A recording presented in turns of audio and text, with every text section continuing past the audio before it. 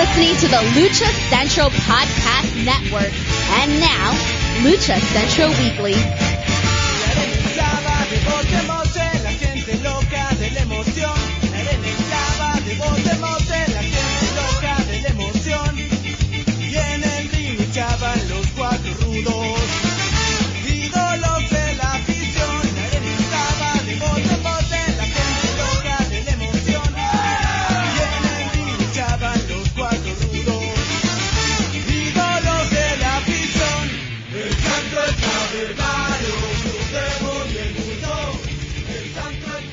Hello and welcome to the Lucha Central Weekly Podcast. This is the podcast that covers news and events happening in the world of Lucha Libre, talking Mexico-based promotions and top independents, along with luchador-related news from throughout the United States.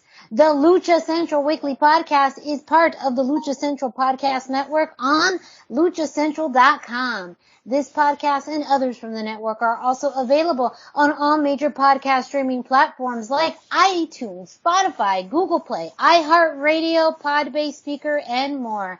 And let's not forget our streaming partners at thechairshot.com. My name is Miranda Morales, and I'm one of the co-hosts of the Lucha Central Weekly Podcast. And let me bring in the rest of the team. Introducing first, he is the dashing one, Mr.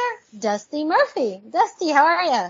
I'm doing fantastic. How are you doing, Miranda? I am doing great. So great, in fact, I got to bring in the third member of this trio. Who? Who? Who? Who? Who is it? No. Who could it be? Who could it be? It is the one and only Brendan Barr. That's who. Hey. You're just milking that introduction. You know, I just wanted to go for a little bit longer, just for the anticipation, just in case people were literally like, who? Who are they bringing in? One of these times we're going to do that. It'll be a guest host. Yeah, it'll be a swerve. The ultimate swerve. Well, it could be Swerve. We could get him. Who knows? Yeah, one day when the swerve may actually be Swerve. I'd enjoy that. And then he could have us on his podcast. Of course, because that's proper podcast etiquette. It is reciprocity. Yes, it is the act of. We are back, everyone. Another episode this week. We're really keeping it Mexico-centric this week as kind of a teaser of the stories that we're going to be covering, which is a big rarity for us. So we're really excited to be talking more about the happenings in Mexico. But before we do that, of course, we got to get started with our news of the week with Brendan. I kept it light this week. There was a lot of news. A lot of it falls into categories in Mexico that we're already going to talk about. So, I don't have any heartwarming stories of luchadors doing things after the earthquake. Unfortunately, I know they were out there. They're probably just doing it with their masks and makeup off and helping out. So I don't have any news stories on that. But we did have a cool little story, just a real brief one. So in an interview, Dr. Wagner said he wanted to go wrestle in Puerto Rico, which, I mean, the regular listeners of the show know that we totally support that move. So I'm just going to ask you about your opinions on that, Miranda. Well, I mean, why not? It's a beautiful island. It's a very active wrestling scene right now. And it's hot, too. It's a hot scene. Yeah, it's a very up-and-coming scene right now. Not so much right now, because of the aftermath of the hurricanes and the tropical storms, unfortunately. But I could absolutely see Dr. Wagner Jr., do some shows there. I think he'd be very welcomed by the Puerto Rican public. How would you say it? Would you say he'd be more of a baby face or a rudo down there? Oh man, that's a good question. I think it really all depends, on who he's facing. And also kind of that persona. He has definitely the swag to be a babyface, but if he wanted to come in and, just crap all over Puerto Rico, he would be a great heel too, so. Yeah, that is like I said, my one story for the news of the week. It's a very interesting one to think about. Not a lot, to Miranda's point, will come of it in the short term.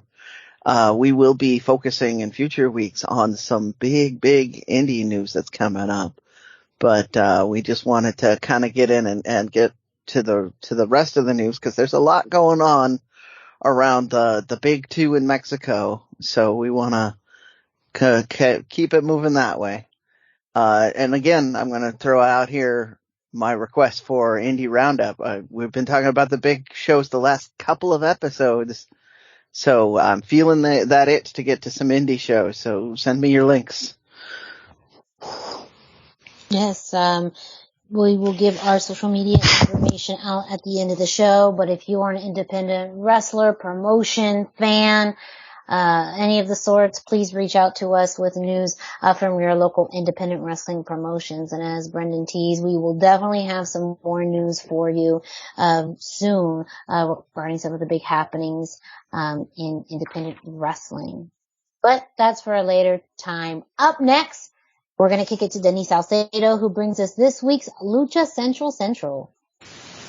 Why should you visit thechairshot.com? Thechairshot.com is your home for hard-hitting reviews, news, opinion, and analysis with attitude. Why?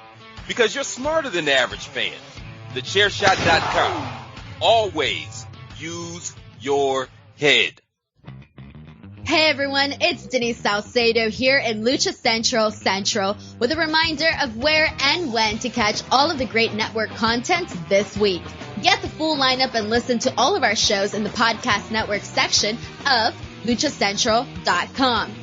On Tuesdays, Mats, and Mayhem takes you inside the world of Lucha Underground as they take you weekly through the series with the benefit of hindsight and the benefit of special guests from the groundbreaking series. Check out the premiere video stream every Tuesday at 2 p.m. Pacific, 5 p.m. Eastern on the Lucha Central YouTube channel and at luchacentral.com. Then listen to it on your favorite podcast platform every Wednesday. Tuesday nights live, it's Wrestle Boss, where Fabi Chulo talks MMA and pro wrestling with special guests and listener call-ins.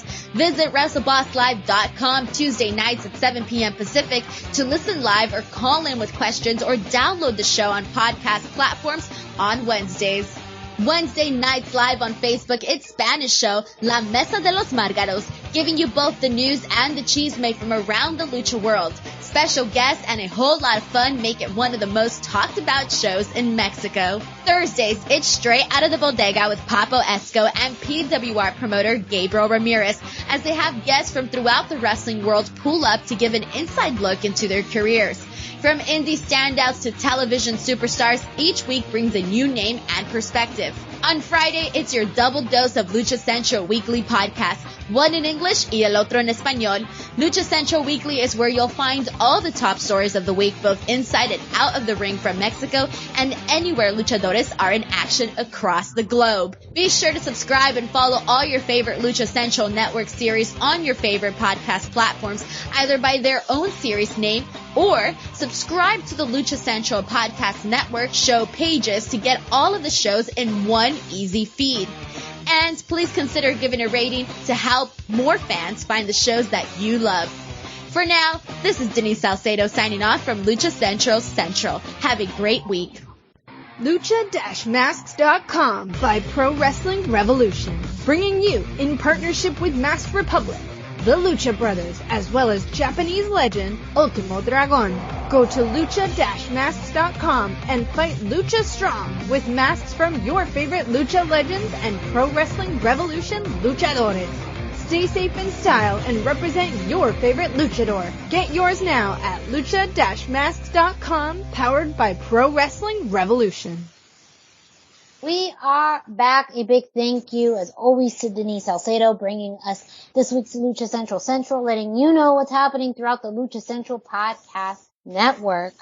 So, we're going to be covering the big two in Mexico this week, AAA and CMLL. And I mentioned this is a rarity because we usually always throw in the American promotions, but we are really keeping it Mexico-centric this week with some big news coming out of both. So We are going to start off with AAA. Maybe not so great news with something that we were very excited to talk about last week, with a big news of AAA doing a stateside show. May not be happening in the way that we think. That and much more with Dusty. Yeah, so last week we had mentioned a show coming this December to Phoenix. AAA had kind of booked a show. They announced a few names on a poster. It looked, pretty exciting, pretty promising. We were all personally excited about it. But then people started to kind of do some research over the weekend and look into things. Turned out Vampiro was listed at the same date, both dates the same, December the 3rd. Vampiro's supposed to be in Wisconsin, and Lucha Blog reports that people close to Vampiro say he's going to be in Wisconsin. And so that was kind of the first sign that something was amiss. And then Tijuana-based indie Lucha Libre EMW, they announced over the weekend that they were having a Tijuana show also on December 3rd, and that Io Del Vikingo, who was supposed to have his first American date December the 3rd in Phoenix, but he will be appearing in Tijuana. And so there are a lot of questions. Everything's up in the air. Allegedly, AAA is telling people that they're going to work both shows. I don't know how likely that is. It would require like a private charter flight to make that happen. And the interesting thing is Conan, booker of AAA, is also the booker for EMW in Tijuana. So it opens up a lot of things. There have been issues before with AAA kind of booking an American show and then pulling out, and then for sale for both shows. But I don't know that AAA is fully committed to running the show in Phoenix. Lucha Blog also felt like it might be, within their history to kind of ghost their U.S. audience. And he recommends people wait on buying tickets or making plans to go until something's a little more solidified. A lot of things up in the air with it. Very interesting. Like I say, Conan being the booker for EMW makes it way more interesting and much less likely that these names were announced without approval. And yeah, just very unusual. So the other side of it, it could very well be that they were also hedging their bets. Vikingo doesn't get his permits to work in the U.S. Suddenly that EMW show becomes a much bigger idea. And since Conan's on both sides of that kind of works that way. So I'm trying to look at this as like, I don't know the dates on it, but I would be willing to bet that the shows in Mexico were booked, and then the show in Phoenix was booked because the date opened up, and now they're going to scramble to try and make it work, is my thoughts. Well, and depending on the payout for the show, it might be financially advantageous for AAA to book that charter flight. It's not that far from TJ to Phoenix, especially on a quick flight, but you have customs to worry about. Maybe they could get them over to San Diego and fly from San Diego to Phoenix, but still, time is tight. Yeah. And I just don't know how they would necessarily get it done, especially if both shows are evening shows. If one show was a matinee, I think they could make it happen. But just the possibility of it all, and that's the other thing with Conan being the booker. If anybody's going to be forgiving and let him do the Phoenix show instead of the TJ show, it'd be Conan. Yeah. Because he's involved in both. Yeah. There's just so many, it's like an octopus. There's all these tentacles in motion and you're not really sure what's going on, but it sure is interesting to look at from the outside and try to figure out. Yeah, I mean, I will be honest, I already bought a ticket to the Phoenix show, but I did also buy insurance with it just because I'm aware that card is subject to change as a culture in wrestling, so. Yeah, I mean, right now that show is listed as 7 p.m. start for Phoenix. So I don't know what time the Tijuana show is slated to start. I don't believe I had a start time for that. Yeah, I mean, the only thing that may help to its benefit is I believe by that point there'll be a time change where I think Tijuana, so California will be an hour behind Arizona. So they'll gain an hour when they come here. But yeah, I mean, in some ways it isn't surprising. I mean, if anything, we were more surprised to hear that they were going to do a AAA show in Phoenix, which again is not a very big wrestling, town, even for WWE. And, Yeah. they're much more, AAA's been more likely to do, say, a California or a Texas-based show. It could be that, they got a really great deal on the building. And again, this is a newer building, in Phoenix. And so I know they're trying to get more people to come to this venue in particular so that, they could draw more people in the future for other types of events. So I think they probably got a pretty good deal for it because it's new and they need to create more revenue by bringing in other things outside of just hockey. But we all said in the Lucha blog that, if they're not getting the ticket sales that they need, they may, bounce out. And Arizona historically too is just a last minute ticket buying place. Not just for wrestling, but for other events where people wait till the last minute to buy tickets. And a lot of times that impacts even if, an event is going to happen here because some companies or brands need that pre-sale in order to determine if it's going to be worth their time to get here. So I could absolutely see that being a factor for AAA, and, who knows, as far as if that will ultimately lead to that show happening, just because in Arizona we wait to buy things here. So, I mean, part of what you're talking about, though, is what it feeds into exactly what I was saying about it. Feels more like they got the date because, they want this Phoenix Stadium wants new people. They were probably reaching out for a number of people.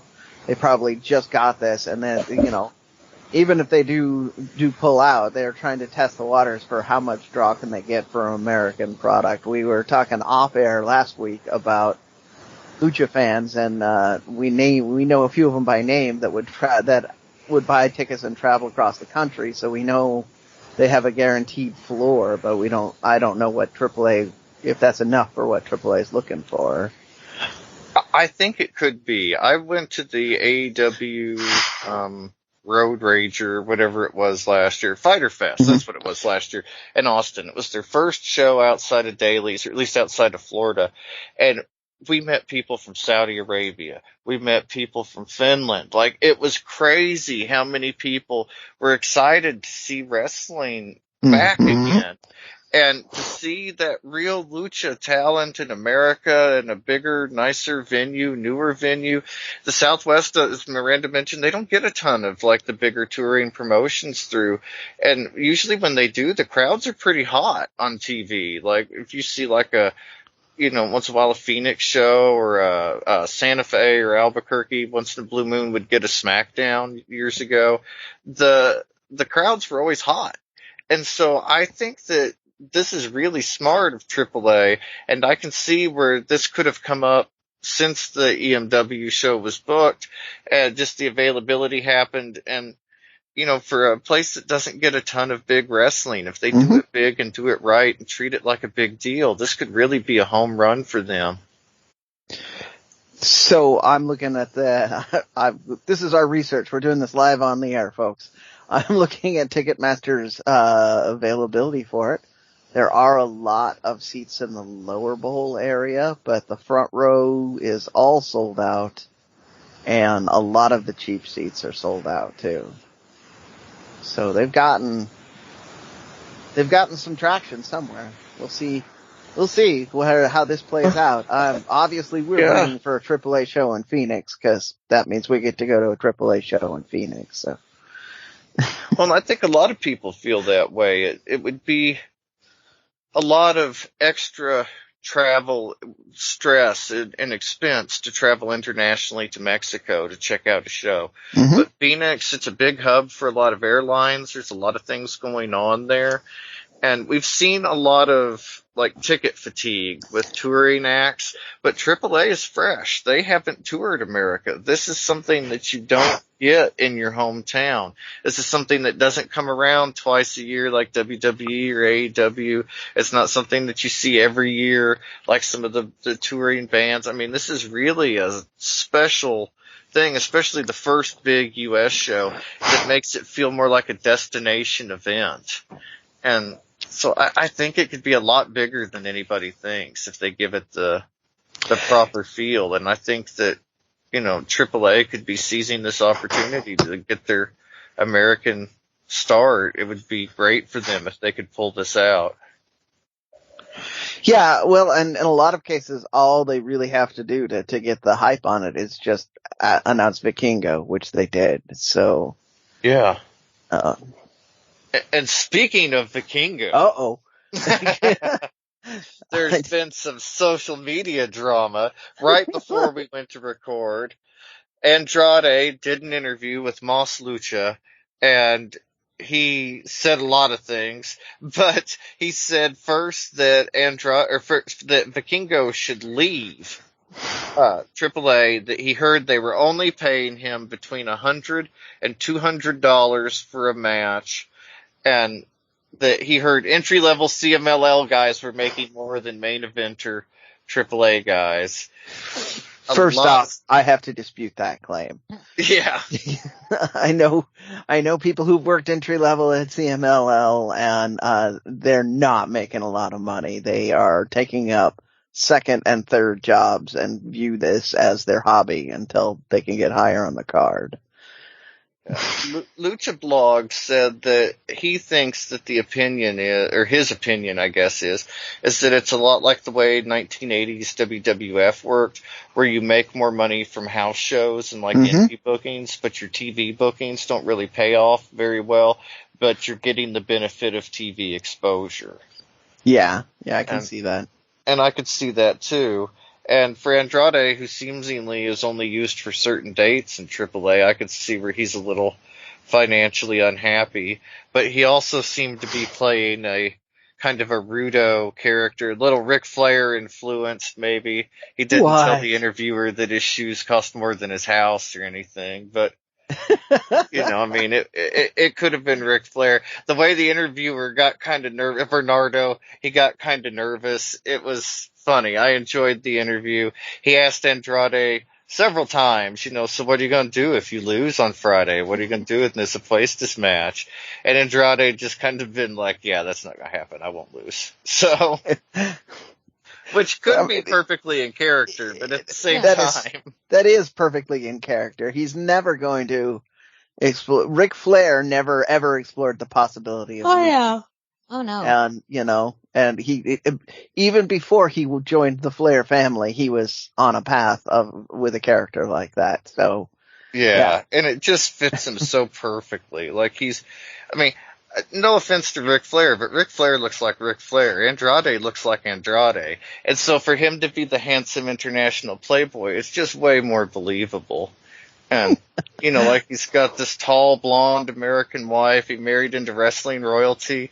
He's a good-looking guy, one of the best wrestlers in the world. At one time in CMLL, he was the biggest draw in the world. Andrade has it going on. And it's nice that we're kind of seeing that, his character now. It's not bragging, and it's not being an asshole if you can back it up.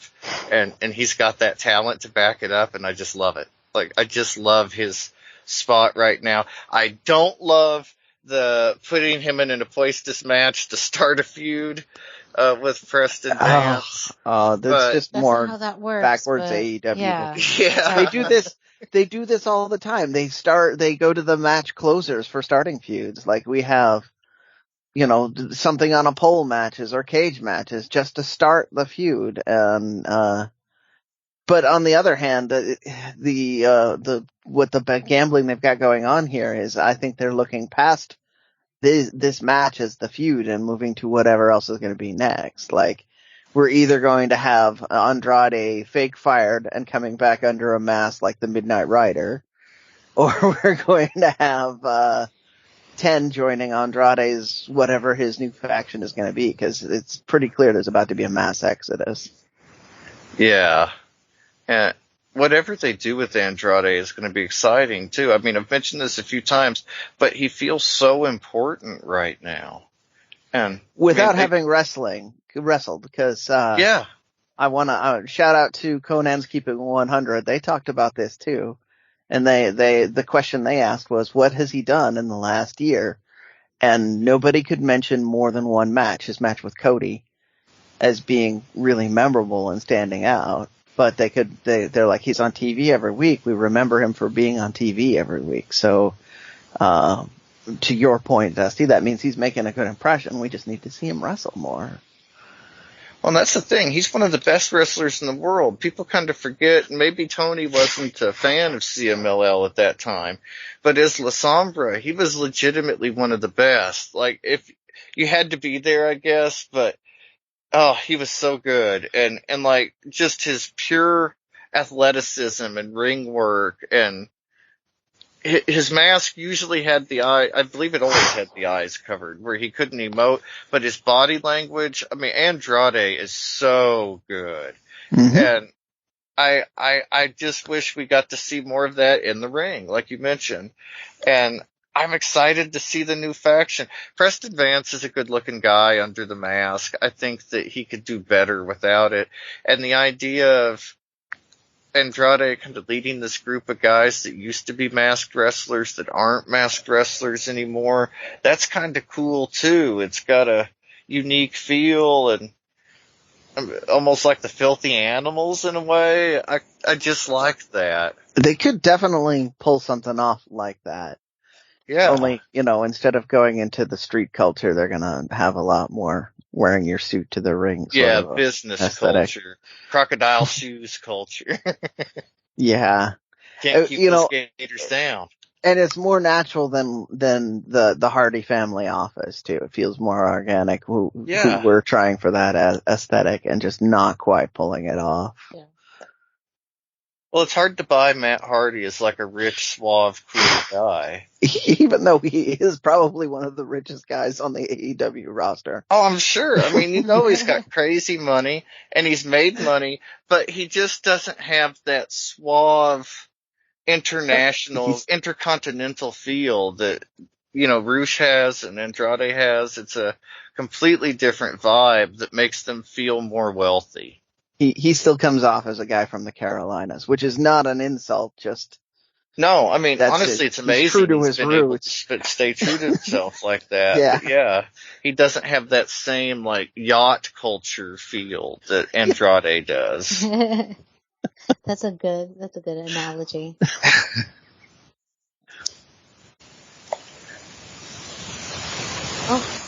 We will continue to stay up to date on what's happening with AAA as we get through the upcoming weeks, including, of course, we have Triple Mania coming up next Saturday, October 15th. You know that we're going to be talking about that show after it airs.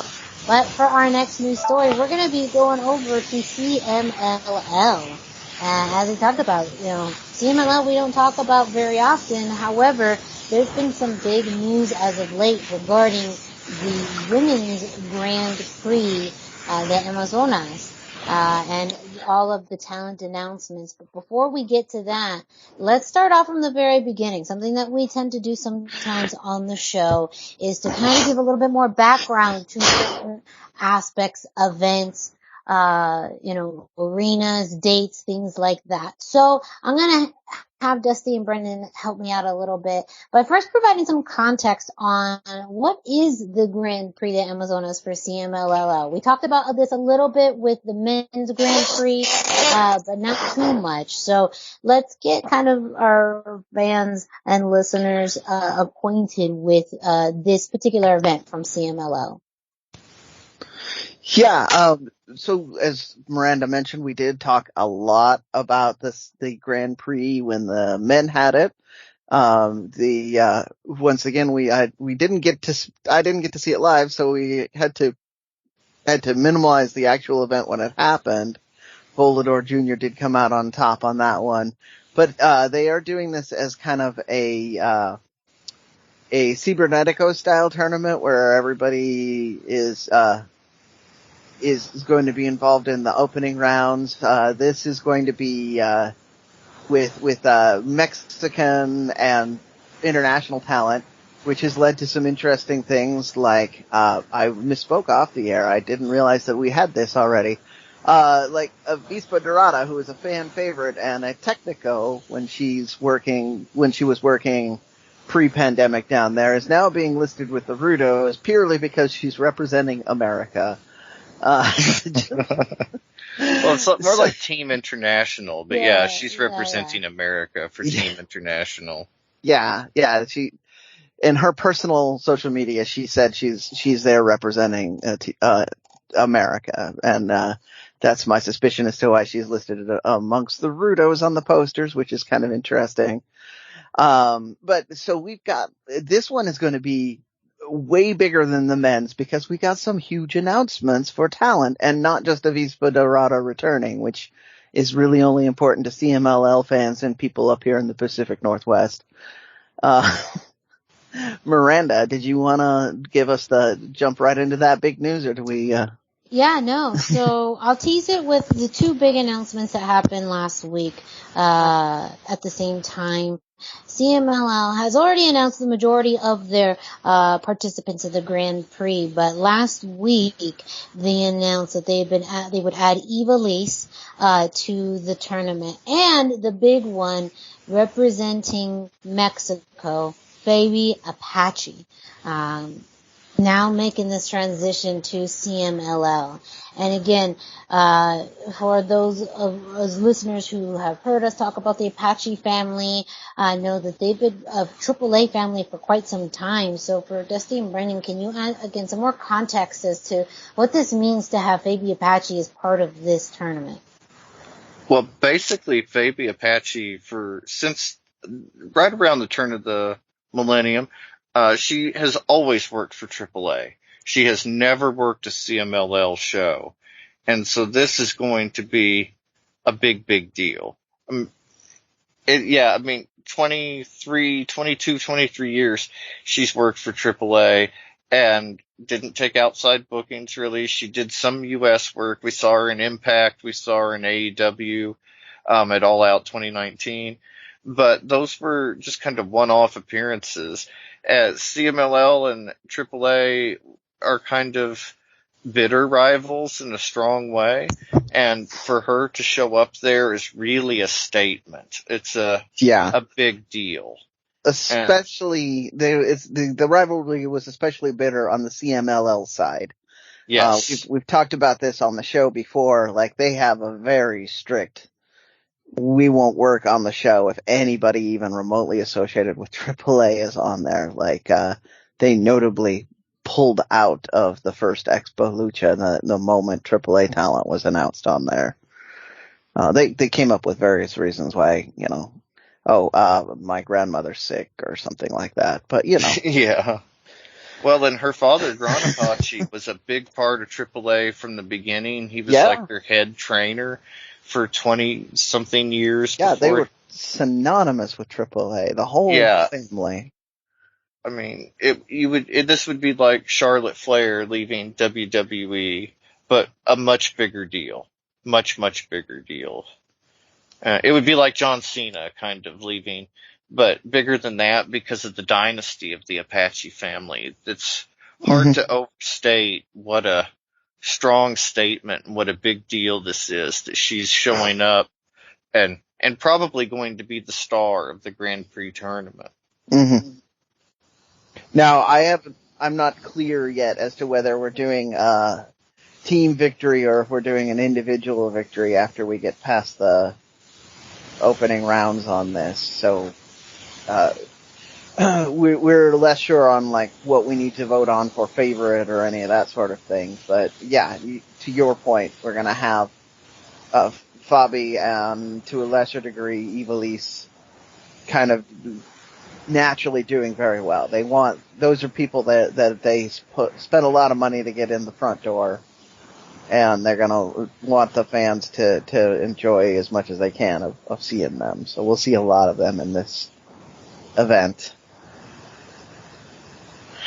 Well, then this is the biggest jump really since Andrade showed up in AAA, like the biggest interpromotional jump like this that we've seen in a long time. Mm-hmm. And regardless of gender, this is a very big deal, and I think it'll be really interesting to see what 2023 holds for Lucha Libre in Mexico, because usually you see AAA guys go, or CMLL guys go to AAA, and AAA guys go to the Indies, then they go to CMLL. To go so directly is unusual too, and it could open the door for a lot of talent to maybe benefit from this. You know, we've seen this with WWE and AEW, where competing companies for your talent and your money are a good thing. A lot of guys have benefited from that. And if we're able to get kind of a similar situation going in Mexico, it keeps some of that pure lucha there, keep things like NXT Mexico from gaining a foothold, and really kind of keep the lucha as we know it going in Mexico. So this is really exciting. It's more than just Fabio Apache showing up. There is so much more that echoes and ripples from it. Yeah, let me speak on a little bit of a thing that I feel it could represent. I mean, this is me talking. I've covered CMLL on this show the whole time we've been here. I have at times referred to their kind of attitude as cynical and about getting they're more interested in getting not fans but tourists to come to their shows and fill it out because they've got Arena Mexico, which is a tourist destination now. This is a move that shows that they want to be back in the conversation with having some of the best lucha in Mexico. And they have, not just having traditional, but the best. Because the Apache family is inarguably in the conversation for one of the most influential dynasties. Just absolutely has to be in that conversation. We're not gonna go down the road of who we all think is the best, but they're in the conversation. I would, you're talking about that. And so having an Apache on a show, a big show, is a big commitment to lucha fans saying, look, we're going to give you something that you love. So, it's a lot like Triple H's kind of silent statements that he's making to wrestling fans right now up in the WWE by putting wrestling as much more important than the look, like the Vince McMahon look that everybody seemed to like, even though we still have some of those guys being very prominently featured on American television. But I'm digressing.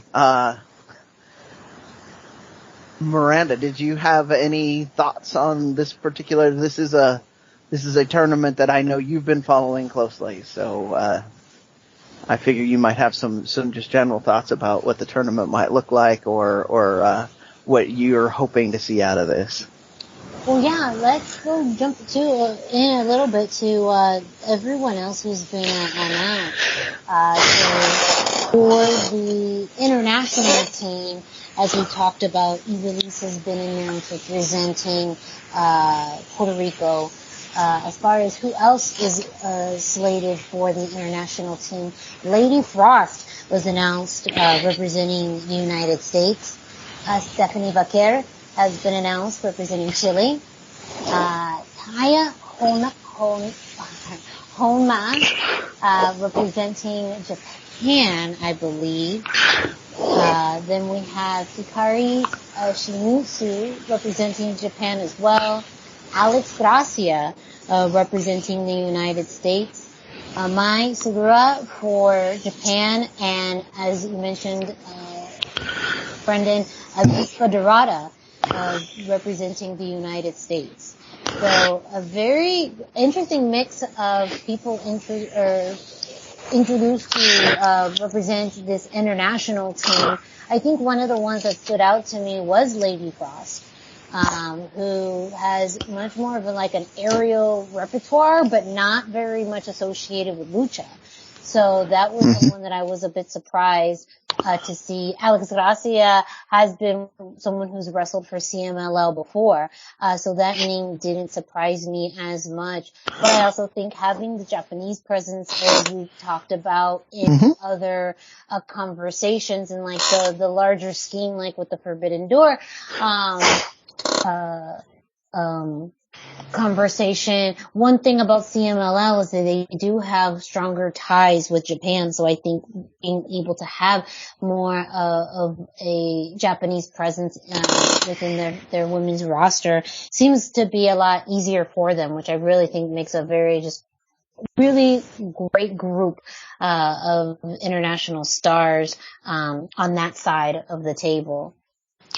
And again, we can tie this into traditionally with the Grand Prix. They've had international wrestlers. They've leaned more on relationships in the past. This is, at least, Hikari seems to still be working with Stardom, which is affiliated with New Japan.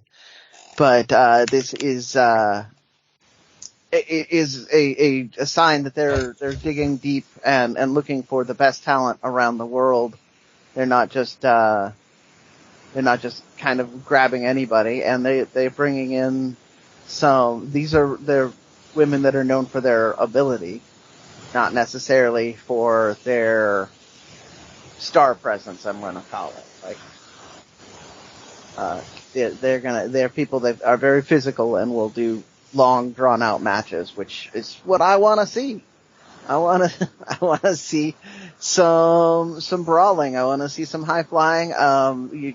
You mentioned that Lady Frost she's kind of more about a muscle style. I started to say strong style, but all the wrestling fans would think that I meant Japanese wrestling. She's just a very powerful woman, but I'm excited to see that matchup and I'm going to use it with like an Avispa Dorada who's been unafraid to fly against the women. So, we can have some really cool matchups, and it looks like CMLL really kind of cultivated that. On the Mexico side, the luchadores representing Mexico, we've already talked about Baby Apache, but also announced has been Dark Silueta, Dallas, La Horchita, Reina Isis, Lluvia, Marcela, and Princess Suki. So that too is a really stacked group representing Mexico. I'm a big fan of Reina Isis, myself, and of course Suki. So those are people that I'm really looking forward to seeing in this.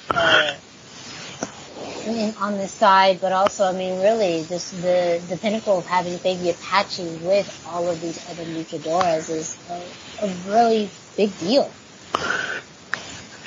I just realized they do have Dallas on the Mexico side, even though in years past she has been representing the international side, because even though she's lived in Mexico for years, she's one of the reasons she gets along so well with La Avispa is she's not really from there. So yeah, she's Panamanian, I believe. I believe she represents. I didn't want to say because I couldn't remember, but that sounds right to me. I think that is she's from Panama. Yeah. Kind of earned her spot, which is also interesting. Mm-hmm. I mean, could you imagine Dallas versus Fabi Apache? Like, we need some of these matches. Right? And good things are coming. Yeah, that is exactly what I was saying. There's gonna be some spectacular matchups that have happened or that haven't happened yet and will probably happen during this. We're at least gonna see all of these people locking up or punching each other during the Cibernetico segment of things, but I feel like we're going to see a lot of really good one-on-one matchups as a result of this. And it's also interesting to me that for once a CMLL event is not going to have I just lost Dark Silueta as one of the most senior and experienced members, or Princesa Sugahit, in the tournament, because you've got Fabi Apache there, who's probably wrestled for as long as all of them, but in much bigger matches.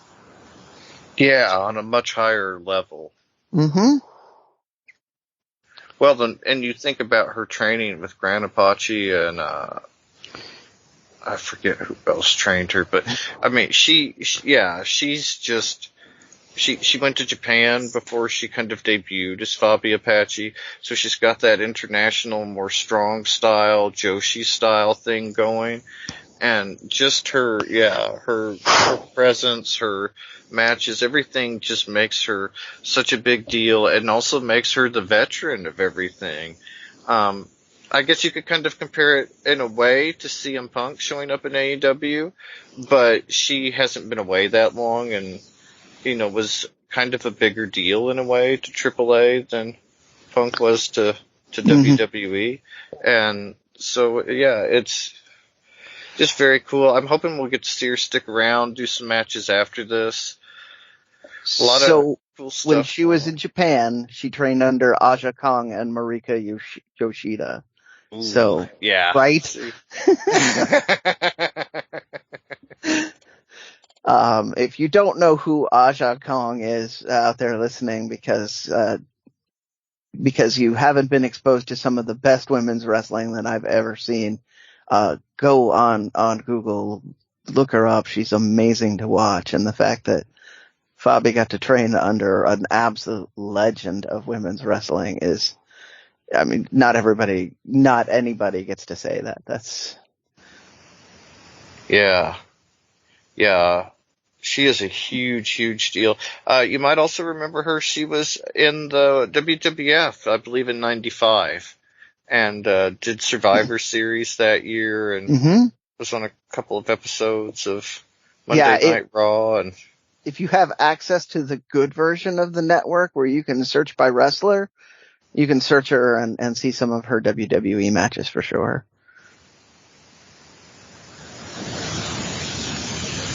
Well, we are going to keep an eye on what's happening with the Grand Prix de Amazonas tournament. That's going to start or happen Friday, I believe, October 28th in Arena, Mexico. So we will be glued to seeing what happens during that event. And of course, we'll bring it back to you here on the Lucha Central Weekly podcast. Before we leave, well, Brendan, I need you to do us a favor. Why don't you go ahead and tell all of our great listeners more about our home, luchacentral.com, and what they can find on luchacentral.com. All right, let's do this. So if you're listening to this and you haven't visited luchacentral.com, it's really time to do it. LuchaCentral.com is your online home for Lucha Libre, where you can get all of the top news in English and in Spanish. You can find the best curated video content and original content that has not been seen anywhere else. Find when Lucha Libre events would be happening in your area. Find photo galleries from top photographers covering Lucha Libre around the world. It's a place to have your voices heard, from weekly polls to annual awards, seen and read by top executives in all of the major Lucha Libre promotions all across the globe. And on top of all of this, it's free, 100% free, the best price for anything ever. So go visit luchacentral.com, your centralized place for all things Lucha Libre. Thank you so much, Brendan. While you're at it, why don't you go follow Lucha Central on social media, at Lucha Central on Facebook and Instagram, and at luchacentral.com on Twitter. You can also check out Lucha Central's YouTube page, where you can find archived episodes of the Lucha Central Weekly podcast in English and in Espanol, as well as episodes from other Lucha Central podcasts, interviews, matches, and other content that you're not going to find anywhere else. While you're at it, go ahead and follow us on social media. Dusty, can you let our listeners know where they can find you? Yes, I am on Facebook at facebook.com/Dusty Murphy, and I am on Instagram at Dusty Murphy. And Brendan, can you let our listeners know where they can find you? Yes, I am 321 T-shirt guy, and that's on Instagram. I'm also on Facebook, and I'm all over the Twitters. That's 321 T-shirt guy. The number is 321. Then T-shirt guy is all spelled out. And me, Miranda Morales. You can find me at the hashtag Miranda, hashtag spelled out, on Instagram and Facebook. And if you're listening to this podcast on your favorite streaming platform like iTunes, Spotify, Google Play, and more, don't forget to subscribe, rate, and review so that way you get notified each and every time a new episode of the Lucha Central Weekly podcast gets dropped. You can leave us a 5-star rating and leave us a review. Let us know your thoughts on the show, things that we've talked about, things we should talk about. If you agree, disagree, and more, make sure to reach out to us there or on social media. Thank you all so much for joining us on this week's episode. We will be back with you next week for Brendan Barr and Dusty Murphy. I'm Miranda Morales. Take care, and we'll be with you next time.